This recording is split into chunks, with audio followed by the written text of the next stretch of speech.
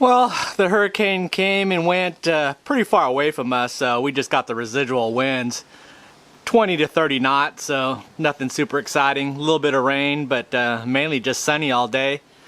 But since couldn't get on the water, spent some quality time finishing things up in the old tackle room.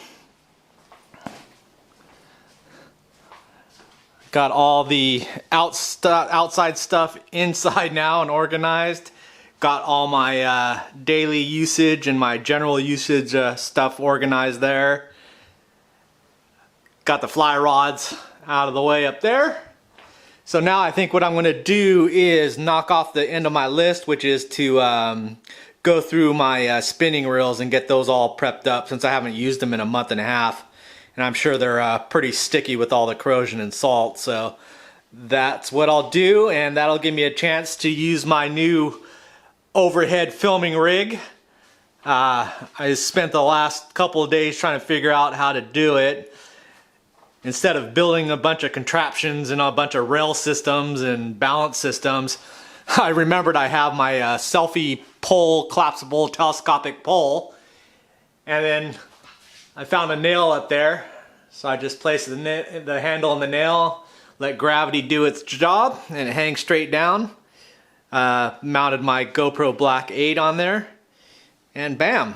So I can do that overhead filming. So I'm going to test that out doing a reel maintenance video. So that is the plan. Alright, so let's see if this is going to work out.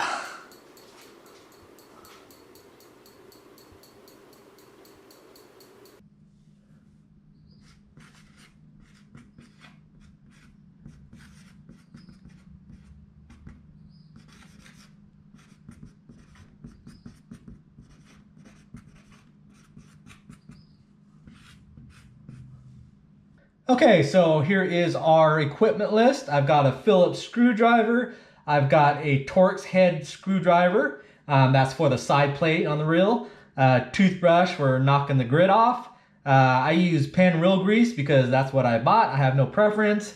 I've got some silicone lubricant. Again, WD-40, whatever, no preference there. I really don't use very much at all. And then some carbon throttle body cleaner, just some sort of solvent to knock off any corrosion off of the hard pieces if there's a buildup, and paper towel to keep things wiped down.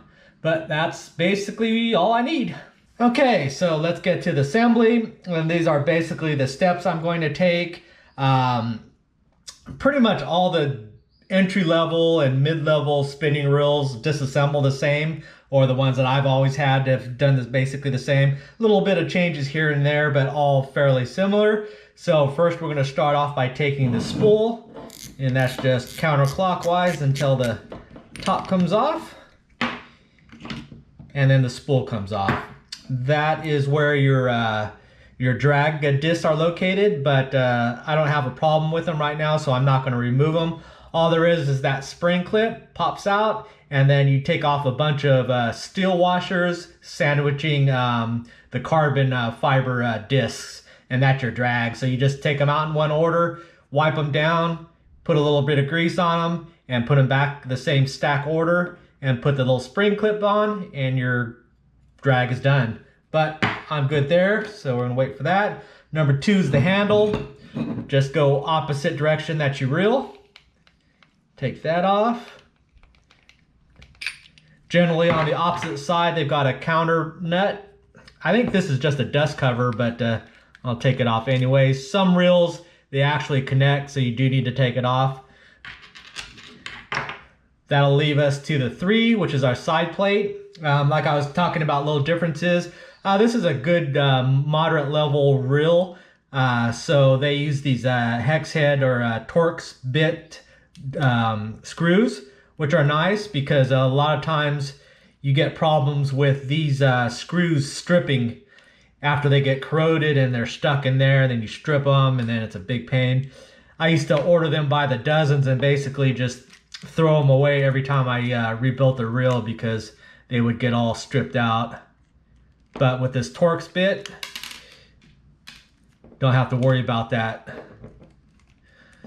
But this is a kind of the reason why you want to break down your reels at least every couple of months, whether you think you need it or not. What happens is all these moving components and non-moving components will start corroding up and sticking, and then it becomes to a point where they're almost impossible to get separated. So definitely want to just to break them apart, and then you do some light cleaning, oiling, and then put it back, no problem. So I'm going to keep my little stacks of items as I remove them. The side plate there, just give it a couple of taps, see it separate there, and then just wiggle it loose. And I'm pretty clean. Nice, not too bad. So that's the cover, the screws that go with it. Now I need to take off the main shaft, and that's this here. And that is located, goes right down the center, and it's held by either 1 or 2 screws. And if you twist this, that'll expose it so it's a little better, easier to see. So you can see that's starting to rust up, but that is just a standard Phillips. Take that off, put that aside, and then this shaft will just slide right out there. Okay, and then once that shaft that is out, it'll allow us to take the gears out, so we can pop those off. There, and then once that's out of there, all these components will basically disassemble very easily. There. This one usually is just pressed onto a little plastic nub, but this one's a little better, real, so it's got actually a bearing and a screw that holds it on. I normally don't take this off because as long as it's spinning freely, I don't worry about it, but we'll just knock it off there. Keep everything in order, then I'm taking it off, and then this little gear will pop out sometimes. A lot of times you have to work on them. Like I said, that's that corrosion issue. Never want to force anything, so I'm just kind of slowly working it until it pops off, no pressure. And you can see there's a bearing inside of that. And that's where that plastic nub, usually they don't have a bolt, it just lies on there, but this is a little better real. We've got a bearing back in there, so I can tap that out. Again, you don't want to be jamming on it or whacking it with a hammer or even whacking it with a screwdriver, just to nudge it out. A wooden dowel works good, or like a pen or a pencil, softer, but that's the bearing there. You can spin it to see how if it's getting gummed up or not. It's that. Now that's the internal gears there. Then we can take a look now at the anti-reverse and the bearing assembly. That requires taking this nut off, and then it's got a stopper here, so we have to take one screw out, and then that holds that bracket, which prevents it from spinning.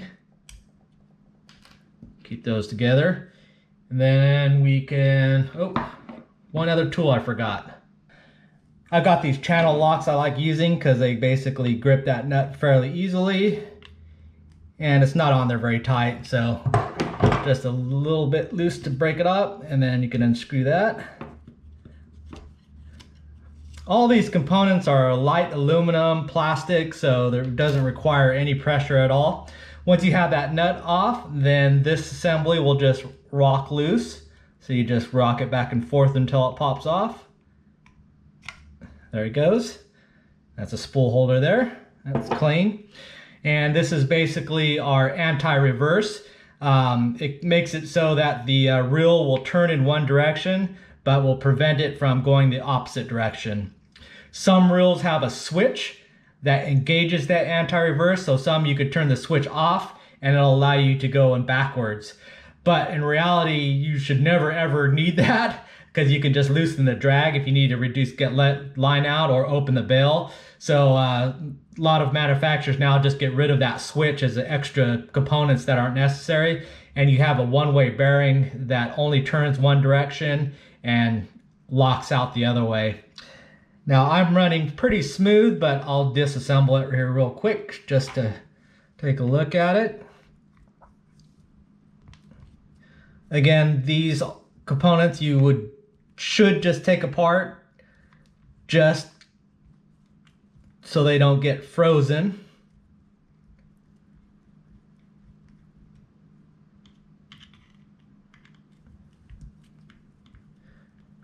If you have one screw that you can't get out, that means that you're not going to be able to disassemble your reel and you're pretty much done.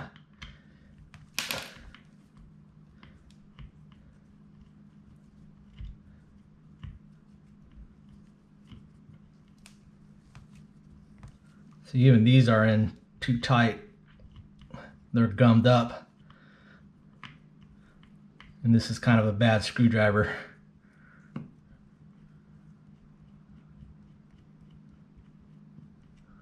Okay, those there. And this whole assembly will come off. Okay. That's just basically a cover that's supposed to make it waterproof, but it's not.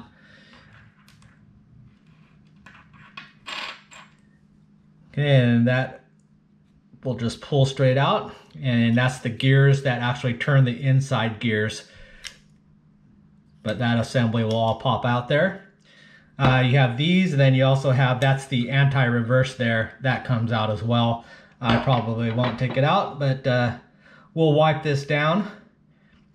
This is a main bearing that gets gunked up quite a bit, but it's running fairly smooth, so I'm not going to mess with it. Have an O-ring I need to put back on. But you could take this apart and then just got to make sure that you put it back together again in the same order. There's the bearings. This is just a adjustment piece there. You can see how it's getting kind of rusted there. So I'm going to kind of lube it up there, move that grease around. Okay, now that we've got everything apart, we're going to give it a quick little cleaning. I've been taking a look at it. It all looks pretty good. It doesn't look like there's any salt water, no corrosion buildup. So I'm just going to give it a quick rub down. If it was in a worse condition, I would take all the different components, get some hot water, some soap, use the toothbrush and give it a good scrubbing, and then go back and then grease everything up with a light coating. So I'm just going to go ahead and just wipe everything down. Then put a light coating of the reel grease on there just to make sure that there's no dirt or anything grime in there, but start off clean. Once I got all that done, then I could start reassembling it. I'm going to go ahead and hit this bearing. Since this is kind of an open bearing, I'm going to hit it with some of the silicone. Most of these are like sealed, so you can't really do anything with these unless you remove the cover, and then you can kind of blow it out with carb cleaner, work out the gunk, and then you can put it back in. But usually once they start getting corroded and get rust on them, they don't run as smooth, and it's better just to replace them. I keep a backup bearings of all these things, so it's easier for me to just swap them out. Things like these bearings here. There's not much. Once the salt water gets in the seals, they're pretty much toast. But like I said, if you were hard up and you were waiting a week to get new bearings, you could pop off these covers, blow them out with carb cleaner, just keep working it until the gunk is out of it, and then just use them like that. Don't even have to put the cover back on, and they'll get you through for a few more weeks until your bearings come back in. But yeah, looks all pretty good. All these teeth look all right. I'm looking for any flats or worn spots. Check those. You could check these bearings. Just get a pen or anything that it could sit on, and then that'll hold the inside of the bearing, and then you could spin it. And you want to feel for any type of hang-ups. If it starts getting a little rough, then you know it's time to change them. But looks all good there. So I think we're good to go. So let's start reassembling this guy. Now everything's ready to go, but if you look at it, it looks kind of confusing, especially if you've never done this before. I do it all the time, so I know where all the pieces go. But in general, my flow is I was taking things apart and then working this way until I got finished. And then to put it back together again, I'm just going to go in reverse order. Now, if you ever get confused about what parts go where, especially like these main gears here, what you can do is go online, look up parts for whatever your specific model reel is, and they'll all tend to have like a microfiche map of your actual reel and all the components in order with numerical references to get the parts number to order it. But you can use that as a map to show you in what order all these pieces go into when they need to be assembled, and then the whole picture as it goes together. So that's the best way to do it if you're not sure, but otherwise you can just number things, baggy it, however you want to stay organized, whatever makes you feel more comfortable. All right, I'm going to start reassembling everything. Most of these components I'm just going to give a light coating of reel grease. I saw these threads had a little bit of rust on them, so I want to make sure that that has a little bit of a coating, especially anywhere their gears mesh. That goes on there. There. Washer.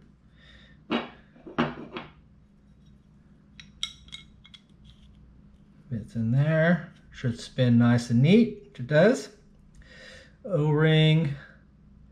That's supposed to keep the water out, but it doesn't.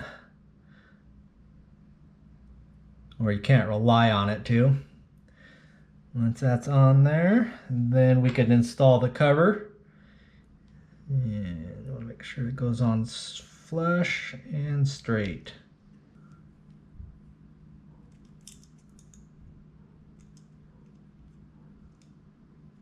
There we go. Once one's lined up, they'll all be lined up.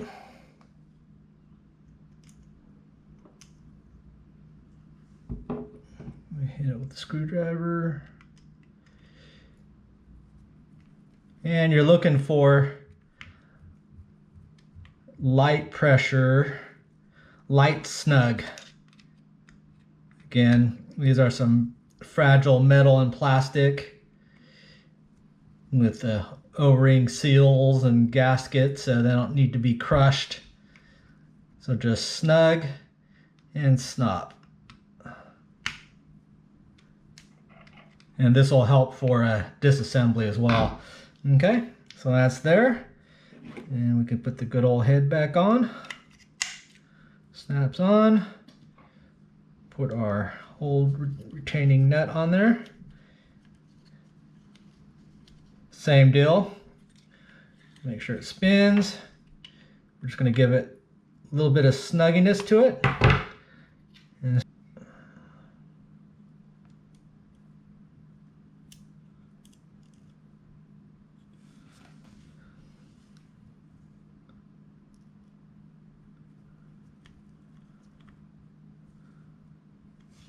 And that just spins. Okay, that looks good. Now we're just going to dab a little bit of grease on all these components here. Just a light coating. Some of it will be for metal to metal, but then some of it will be just to prevent spots for the corrosion to adhere to the metal. So like here, you just want a light coating. Put a little dash on the threads. All right, good to go. So let's assemble the number 5, the main gears here. Went ahead and installed the bearing first. You want to work from the outside in. So that bearing's the first to go. Next, put on this gear with the bearing. And the screw.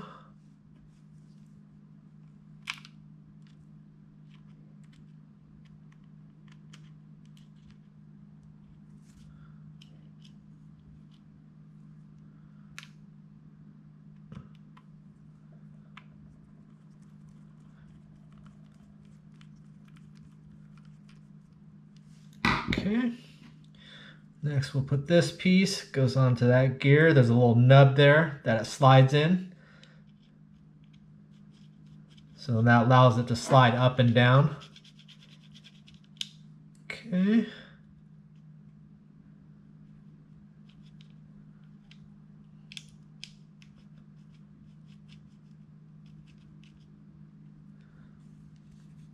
All right, that placed there. Then we've got the main gear here. That's going to go in.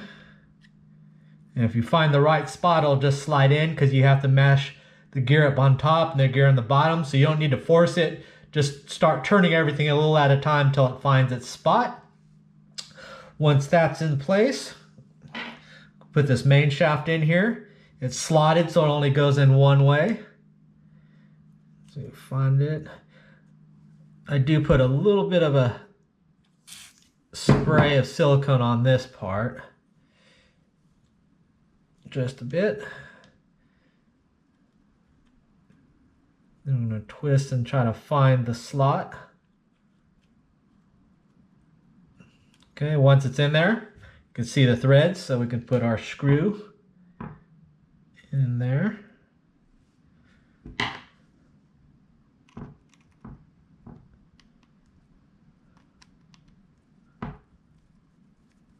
Snug that up. Okay, then we can kind of do a test run. I'm just going to put the cover on just to hold it in place. Snap it so it's flush. And we're just going to make sure that all the assemblies run smooth. Nothing's binding up. So we're good there. So now I can just put our screws back in, holding the side cover.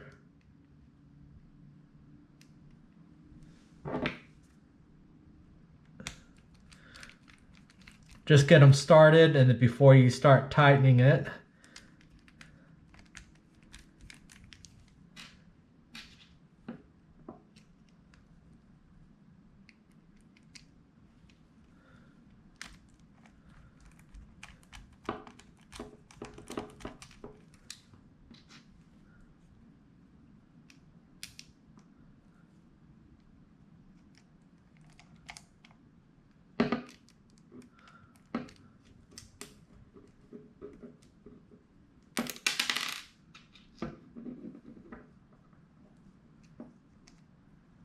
Okay.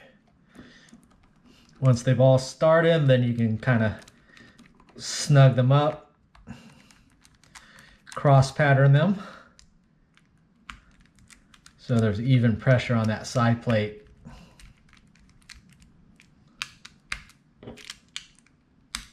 Again, just snug. Don't have to torque them down super hard. Okay, so that's good.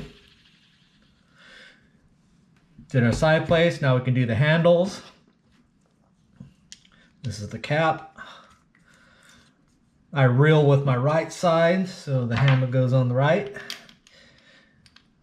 Pretty much all reels are universal. You could swap the handle to either side.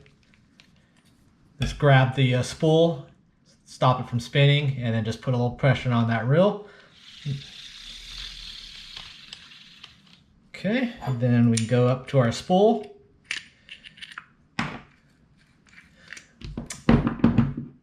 Now I can show you real quick on the drag. All there is this little hexagon spring clip. If you just pop it loose on this side, pop it loose on that side, that'll come out.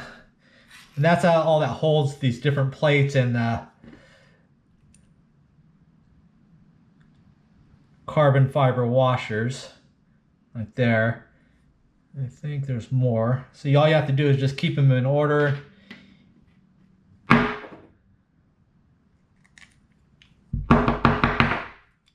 That it? Yeah, there's more. One more row. And that's the last one. Okay, so then it's just got the plate there. Just want to make sure that it's clean, no sand got in there. Grit, anything in there. Then you can start wiping down these plates and then putting them back together again. They've got notch, so they only go in one way. I'm going to use a clean paper towel. I'm going to wipe these down just to make sure that there's no grit on them. And that's how you get your drag. Those plates, as you twist the knob to tighten it up, it sandwiches it, and then these give a little bit of a slide to it. That's what creates your drag. I'm just going to moisturize my finger, moisturize those, and drop them in there. I'm going to wipe down the metal pieces to get rid of any foreign material on there. So those are just clean. Drop those on there. Give these a wipe. And then I'm just going to give a light coating. Some people you don't even need to, you can just run them dry. I just put such a light coat that it doesn't really, it's not going to do much. Light.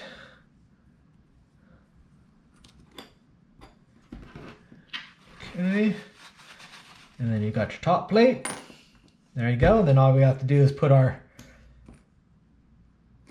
spring in there. There's a little lip underneath this top ridge. That's where this needs to sit in.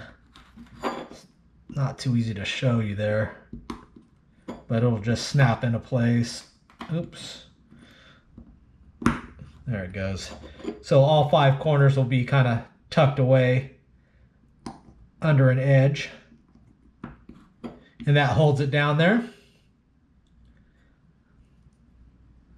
It's kind of landed in a funky spot. Okay, and that goes on there. Fits one way. Clicker is made by this turning, and there's a spring and then a little lever arm, and it clicks against each one of these teeth. That's how you get the drag clicker. Occasionally this spring, the little curvatures will break off, and then the spring will be gone, or you'll lose the arm. So you just have to unscrew that, put on a new spring or a new arm, and then your clicker's back. So that's what you'll check to see if you have a clicker issue. There's also on this reel a bearing underneath here. So if you have any smoothness problems, that's another one that you can check there. But spin that on, make sure it's seated all the way. Hear the click, clicking. Okay, and there we go. Reel is done.